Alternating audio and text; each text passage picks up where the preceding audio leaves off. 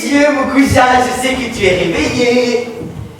J'étais vu ouvrir les yeux pour vérifier que Viviane avait déposé comme tous les matins une couronne de roses fraîches sur ta courte pointe. Allez, Lionel est déjà parti à la chasse, les roses sont arrivées, il n'y a pas de raison pour ne pas te lever. Je suis bien comme je suis. Ah, tu vois que tu ne dors pas. Viens. Qui es-tu? Oh, tu ne vas pas recommencer. Si. Je veux savoir qui tu es. Qui est Lionel? Pourquoi vous m'appelez votre cousin? Pourquoi je n'ai pas d'autre nom? Depuis un mois, tu ne dis pas autre chose. Qu'est-ce que cela peut faire le nom qu'on a? Moi, il m'appelle Bohort, Lionel s'appelle Lionel. Et moi? Toi, ton nom est Beau-Trouvé, fils de roi l'enfant. Tu as plusieurs noms, donc tu es plus riche que nous et tu n'as aucune raison de te plaindre. Mais pourquoi sommes-nous tous les trois ici, avec Viviane? Où sont nos pères et mères? Sarah ne veut jamais répondre quand je lui demande. Où étiez-vous avant de venir ici? Un jour, Sarah a ramené 2 lévriers, le lendemain, vous étiez là. Les chiens avaient disparu. On m'a dit que les chiens et vous, c'était la même chose. Comment veux-tu que je croie une histoire pareille? Nous vivons, tu es un lac, Viviane est une fée, tout cela te paraît-il plus normal? Sarah nous a transformés, mon frère et moi, en chiens pour sauver la vie que nous allions perdre à faute de brandage de la terre déserte. Qui est ce grand là? L'ennemi mortel de mon père et de mon oncle. Il a tué mon père et le roi ban mon oncle. Sans l'aide de Viviane, notre famille aurait disparu. Ce Brandas est un traître. Ton père s'appelait Bohort, comme toi, et il était frère d'un roi ban. Mais mon père, qui est-il? Pourquoi je ne porte pas son nom? En tout cas, ton père était roi puisqu'elle t'appelle fils de roi. Et tu es mon cousin, c'est-à-dire mon frère, et on pourra maintenant les rejoindre Lionel à la chasse. Ne laisse pas ces roses par terre, tu ferais de la paix. Je n'ai en tête ni les cerfs, ni les roses. Vite sortons du lac. Il n'y a pas assez d'arbres d'aventure sous ces eaux.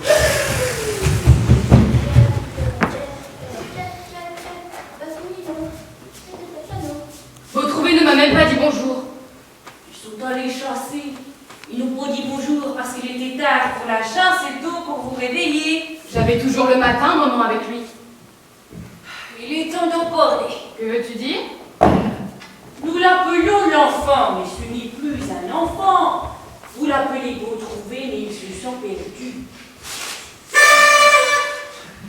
Tout montre qu'il est grand temps pour lui de découvrir les tournois et les mondes. Il se méprise de n'abattre que des renards, des biches. Mais il n'a pas 18 ans. Il les a bien dans son regard et dans son bras. À 15 ans, Perceval a tué le chevalier rouge qui avait répandu du vin sur la robe de la reine et il voulait l'extraire comme Robert de sa carapace pour lui prendre ses armes. À 15 ans, Perceval, son cousin... Il était si petit, il avait si froid. Écoutez, hier matin, le maître d'armes l'a vu rentrer à pied avec son chien sans son cheval. Il s'en est étonné, il lui a demandé pourquoi. Beau-Trouvé a répondu qu'il en avait fait don à un vieillard qui en avait grand besoin et que de toute façon, son lévrier valait à lui seul 2 chevaux. Le maître s'est fâché et il a donné un coup de pied au quin, sur quoi l'enfant a changé le visage. Il a froncé le nez comme il fait dans ses grandes colères et il a passé son arc sur la tête du maître d'armes. Il a eu raison. Il a mis ensuite 6 valets, il a disparu ensuite jusqu'à la nuit. Il ne serait pas encore rentré si je n'avais été le chercher. À toutes mes questions, il a répondu « Qui suis-je » Vous appelez cela un enfant? Ce que je veux dire, c'est qu'il ne tolère plus maître ni maîtresse. Il lui faut un suzerain et des égaux. N'est-il pas l'heure qu'il revienne?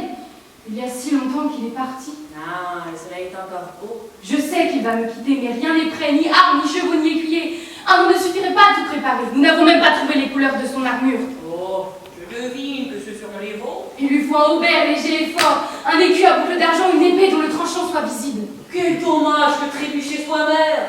Il aurait pu lui en forger une semblable à celle que le roi pêcheur donna à Perceval. Et pour cela, il n'y a qu'une couleur, le blanc. Le blanc et l'hermine. Oh, il a tué un cerf. Un cerf? Oh, comme il a l'air d'avoir chaud.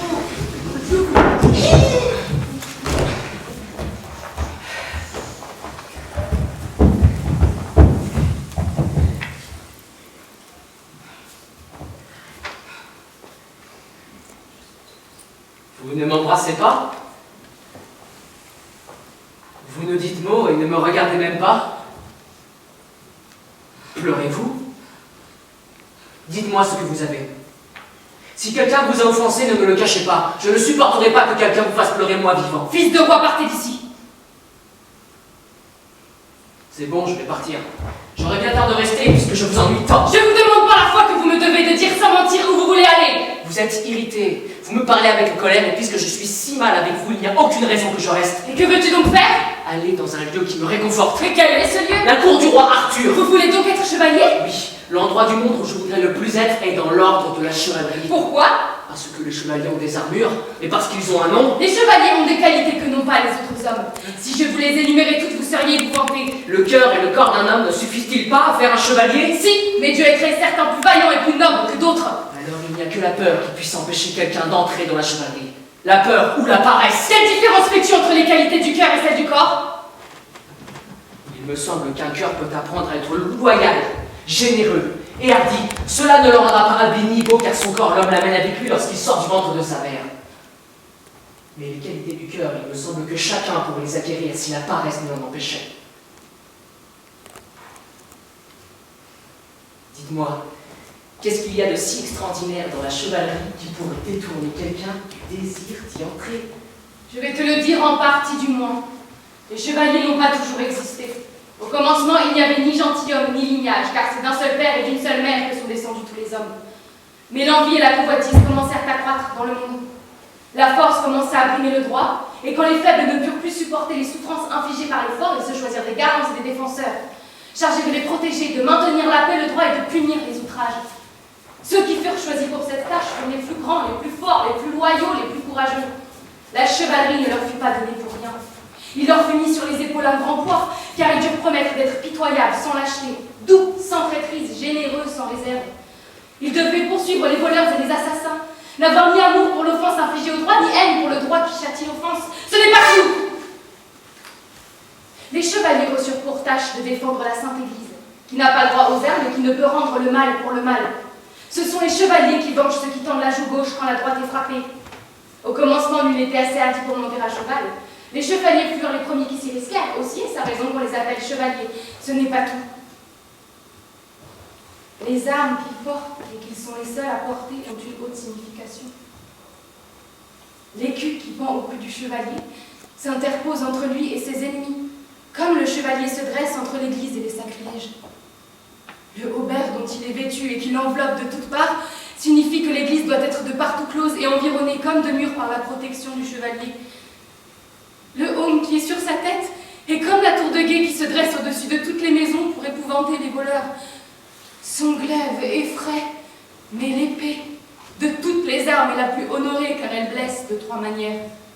De la pointe en estoquant, des deux tranchants vers la gauche et vers la droite, et je vais te dire ce qu'elle signifie.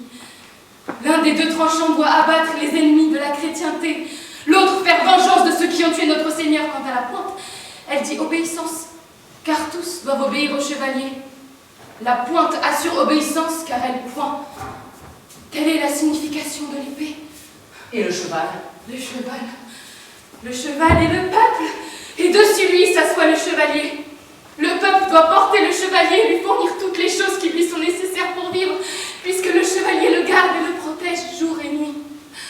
Le chevalier s'assoit sur le peuple, et de même qu'il mène son cheval comme il veut, ainsi mène-t-il le peuple à son gré, car le peuple est en dessous de lui comme il doit l'être. Mais s'il est seigneur du peuple, il est aussi sergent de Dieu. Il combat pour les veuves et les orphelins. Pour tout cela, le chevalier doit avoir deux cœurs. L'un de diamant, l'autre de cire chaude. Le cœur de diamant est pour le traître, le cœur de cire chaude est pour les malheureux. Mais il ne doit pas être plus dur avec les faibles que faible envers les coupables, car alors il sortirait de la voie juste et il serait détesté du monde et de Dieu. Depuis le commencement de la chevalerie, est-il jamais né quelqu'un avec toutes ses vertus en soi? Le premier fut Joseph d'Arimathie, qui décloua Jésus-Christ de la croix et le coucha dans le sépulcre. Ensuite, son fils Gaalad, le grand roi de Oslich, qui fut ensuite appelé Pays de Galles en son honneur, et tous les rois qui naquirent dans cette famille, dont je ne sais pas les noms, hormis ceux du roi Pélès et de son frère. Tous furent des hommes et des chevaliers de grand mérite. Puisque tant ont réussi ces prouesses, je veux moi aussi être chevalier. Eh bien, puisqu'il le faut, sache pourquoi je pleurais quand tu es arrivé. J'ai mis en toi tout l'amour qu'une mère peut mettre en son enfant et je ne sais comment je pourrais me consoler de ton départ. Mais Mais je préfère souffrir que de souffrir. Je préfère souffrir que te priver de l'honneur qui t'appartient. Quel honneur! Comment irais-je dans le monde, moi qui ne sais même pas mon nom ni d'où je viens? Je sais qui fut ton père, de quel lignage tu es né par ta mère, mais je ne peux pas te le dire. Tu seras fait prochainement même chevalier de la main même du roi Arthur. Nous nous rendrons à sa cour avant la fête de la Saint-Jean, c'est-à-dire avant 3 jours. Va maintenant.